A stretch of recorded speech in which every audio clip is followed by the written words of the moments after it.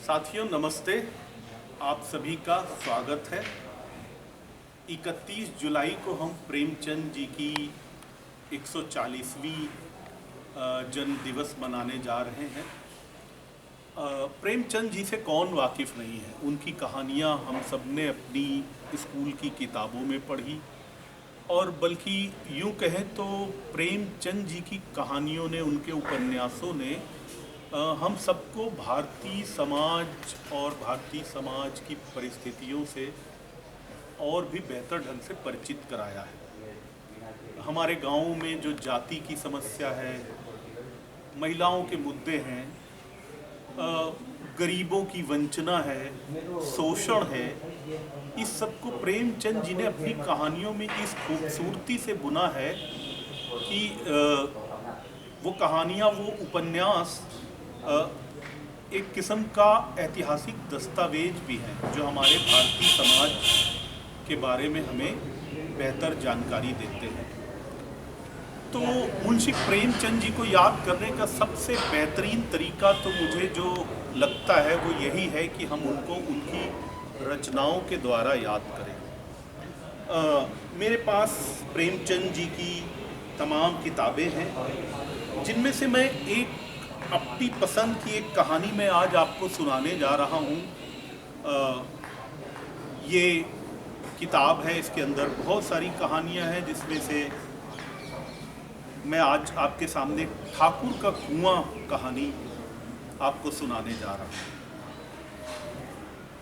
ठाकुर का कुआं। जोखू ने लोटा मुंह से लगाया तो पानी में सख्त बदबू आई। गंगी से बोला, ये कैसा पानी है, हमारे बांस के पिया नहीं जाता, गला सूखा जा रहा है और तू सड़ा हुआ पानी पिलाए देती है। गंगी प्रतिदिन शाम को पानी भर लिया करती थी। कुआं दूर था, बार बार जाना मुश्किल था। कल वह पानी लाई तो उसमें बदबू बिल्कुल न थी। आज पानी में बदबू कैसी? लोटा नाक से लगाया तो सचमुच बदबू थी। जरूर कोई जानवर कुएं में गिरकर मर गया होगा, मगर दूसरा पानी आवे कहां से? ठाकुर के कुएं पर कौन चढ़ने देगा? दूर से लोग डांट बताएंगे। साहू का कुआं गांव के उस सिरे पर है, परंतु वहां भी कौन पानी भरने देगा? चौथा कुआं गांव में है नहीं। जोखू कई दिन से बीमार है।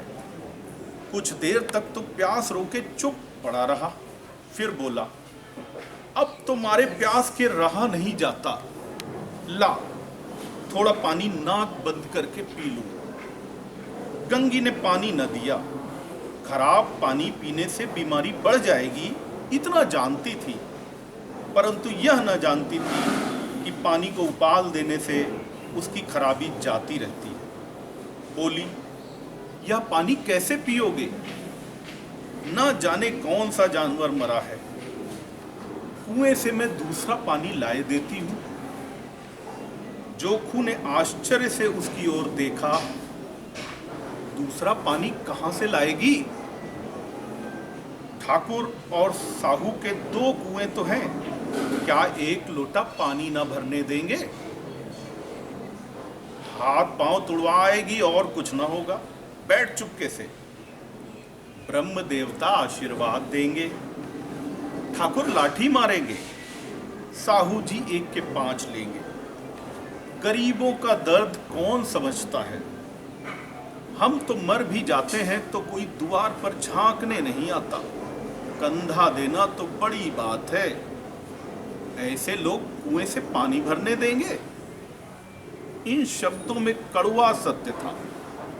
गंगी क्या जवाब देती, किंतु उसने वह बदबूदार पानी पीने को न दिया। रात के 9 बजे थे। थके मादे मजदूर सो चुके थे। ठाकुर के दरवाजे पर 10-5 बेफिक्रे जमा थे। मैदानी बहादुरी का तो अब जमाना न रहा, न मौका है। कानूनी बहादुरी की बातें हो रही थी। कितनी होशियारी से ठाकुर ने थानेदार को एक खास मुकदमे में रिश्वत दे दी और साफ निकल गए। कितनी अकलमंदी से एक मार्के के मुकदमे की नकल ले आए। नाजिर और मोहतमिम सभी कहते थे नकल नहीं मिल सकती। कोई 50 मांगता, कोई 100। यहाँ बेपोसे पैसे कौड़ी नकल उड़ा दी। काम करने का ढंग चाहिए। इसी समय गंगी कुएं से पानी लेने पहुंची। कुप्पी की धुंधली रोशनी कुएं पर आ रही थी। गंगी जगत की आड़ में बैठी मौके का इंतजार करने लगी। इस कुएं का पानी सारा गांव पीता है, किसी के लिए रोक नहीं। सिर्फ ये बदनसीब नहीं भर सकते। गंगी का विद्रोही दिल रिवाजी पाबंदियों और मजबूरियों पर चोटें करने लगा। हम क्यों नीच हैं और यह लोग क्यों ऊंच हैं? इसलिए कि ये लोग गले में तागा डाल लेते हैं। यहाँ तो जितने हैं एक से एक छठे हैं। चोरी ये करें, जाल फरेब ये करें, झूठे मुकदमे ये करें। अभी इस ठाकुर ने तो उस दिन बेचारे गडरिये की एक भेड़ चुरा ली थी और बाद में मारकर खा गया। इन्हीं पंडित जी के घर में 12 मास जुआ होता है। यही साहू जी घी में तेल मिलाकर बेचते हैं। काम करा लेते हैं, मजूरी देते नानी मरती है। किस बात में है हमसे ऊंचे? हाँ, मुंह में हमसे ऊंचे हैं। हम गली गली चिल्लाते नहीं कि हम ऊंचे हैं, हम ऊंचे हैं। कभी गांव में आ जाती हूं तो रस भरी आंखों से देखने लगते हैं, जैसे सबकी छाती पर सांप लौटने लगता है। परंतु घमंड यह कि हम ऊंचे हैं। कुएं पर किसी के आने की आहट हुई। गंगी की छाती धक धक करने लगी। कहीं देख ले तो गजब हो जाए। एक लात भी तो नीचे न पड़े। उसने घड़ा और रस्सी उठा ली और झुककर चलती हुई एक वृक्ष के अंधेरे साये में जा खड़ी हुई। कब इन लोगों को दया आती है किसी पर? बेचारे महंगू को इतना मारा कि महीनों लहू थूकता रहा, इसलिए कि उसने बेगार न दी थी। उस पर ये लोग ऊंचे बनते हैं। कुएं पर 2 स्त्रियां पानी भरने आई थीं। इनमें बातें हो रही थी। खाना खाने चले और हुक्म हुआ कि ताजा पानी भर लाओ। घड़े के लिए पैसे नहीं हैं। हम लोगों को आराम से बैठे देखकर जैसे मर्दों को जलन होती है। हाँ, ये तो ना हुआ कि कलसिया उठाकर भर लाते। बस हुक्म चला दिया कि ताजा पानी लाओ, जैसे हम लौंडिया ही तो हैं। लौंडिया नहीं तो और क्या हो तुम? रोटी कपड़ा नहीं पाती, 10-5 रुपए छीन झपट कर ले ही लेती हो। और लौंडिया कैसी होती है? मत लजाओ दीदी, छीन भर आराम करने को जी तरस कर रह जाता है। इतना काम किसी दूसरे के घर कर देती तो इससे कहीं आराम से रहती। ऊपर से वह एहसान मानता। यहाँ काम करते करते मर जाओ, पर किसी का मुंह ही नहीं सीधा होता।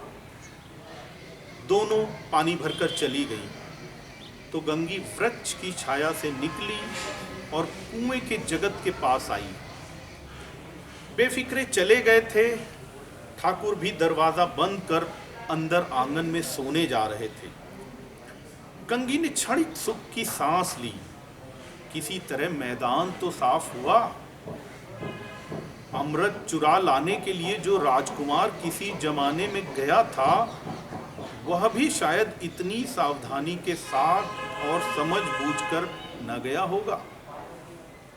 गंगी दबे पांव कुएं के जगत पर चढ़ी। विजय का ऐसा अनुभव उसे पहले कभी न हुआ था। उसने रस्सी का फंदा गले में डाला, दाएं बाएं चौकन्नी दृष्टि से देखा। जैसे कोई सिपाही रात को शत्रु के किले में सुराग कर रहा हो। अगर इस समय वह पकड़ ली गई तो फिर उसके लिए माफी या रियायत की रत्ती भर उम्मीद नहीं। अंत में देवताओं को याद करके उसने कलेजा मजबूत किया और घड़ा कुएं में डाल दिया। घड़े ने पानी में गोता लगाया, बहुत ही आहिस्ता, जरा भी आवाज न हुई। गंगी ने 2-4 हाथ जल्दी जल्दी मारे, घड़ा कुएं से मुंह तक आ पहुंचा। कोई बड़ा शहजोर पहलवान भी इतनी तेजी से उसे न खींच सकता था। गंगी झुकी कि घड़े को पकड़कर जगत पर रखे कि एकाएक ठाकुर साहब का दरवाजा खुल गया। शेर का मुंह इससे अधिक भयानक न होगा। गंगी के हाथ से रस्सी छूट गई, रस्सी के साथ घड़ा धड़ाम से पानी में गिरा और कई क्षण तक पानी में हलकोरे की आवाजें सुनाई देती रही। ठाकुर, कौन है, कौन है? पुकारते हुए कुएं की तरफ आ रहे थे और गंगी जगत से कूदकर भागी जा रही थी। घर पहुंचकर देखा कि जोखू लोटा मुंह से लगाए वही मैला गंदा पानी पी रहा है।